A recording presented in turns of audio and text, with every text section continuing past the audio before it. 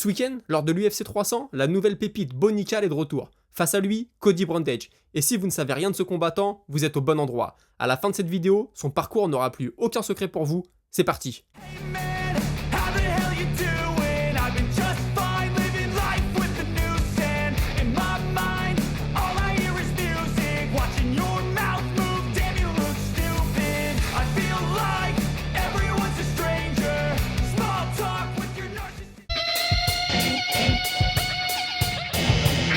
Champion poids moyen et poids lourd léger du Lightweight Championship, Cody Brundage présente un palmarès parfait de 5 victoires en 5 combats lors de ses débuts au Dana White Contender Series. Et les choses commencent plutôt bien pour lui ce soir-là, puisqu'il réussit à amener son adversaire au sol dans les toutes premières secondes du combat et à lui prendre le dos dans la foulée. Quelques instants plus tard, son adversaire se relève. Cody lui plonge tout de suite dans les jambes pour sécuriser un takedown. Takedown bien défendu par son adversaire qui lui envoie de violents coups de coude à la tête. L'arbitre doit s'interposer, le combat est terminé et Brundage goûte à la défaite pour la première fois de sa jeune carrière et ne sera bien sûr pas gratifié d'un contrat ce soir-là. Il est donc accueilli par le LFA quelques mois plus tard et opposé à Cropshot qu'il battra par soumission au 3e round. Combat dans lequel il a fait preuve d'intelligence, les débats étaient très serrés en striking et lorsqu'il a senti qu'il avait le dessus au sol, il a tout fait pour y rester. En septembre de la même année, quasiment un an jour pour jour après son apparition au Dana White Contender Series, il fait ses débuts officiels dans la grosse ligue en remplacement de Carl Robertson, blessé pour son combat face à Nick Maximov. Malheureusement, ce ne sont pas les grands débuts dont il rêvait puisqu'il va s'incliner à la décision au terme d'un combat dans lequel il aura été totalement dominé, surtout dans les phases de lutte qui semblaient pourtant jusqu'à maintenant être son point fort. L'UFC va ensuite lui opposer Dalcha Yugambula qu'il va battre par soumission au premier round alors que les choses avaient bien mal commencé pour lui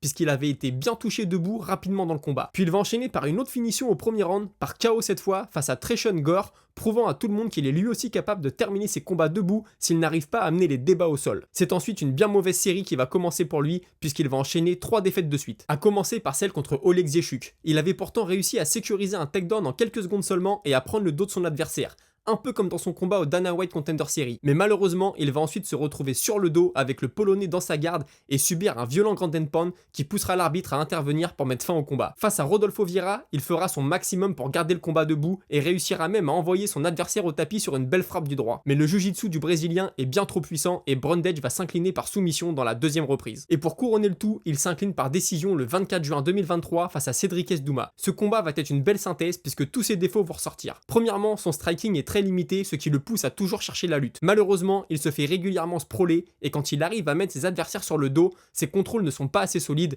il se fait donc régulièrement renverser et sur le dos, il ne propose malheureusement pas grand chose. Il regoutera à la victoire 3 mois plus tard face à Jacob Malkoun, puisque ce dernier sera disqualifié après lui avoir envoyé un coup de coude derrière la tête. Mais si on prend un peu de recul, les choses sont assez inquiétantes du côté de Brundage.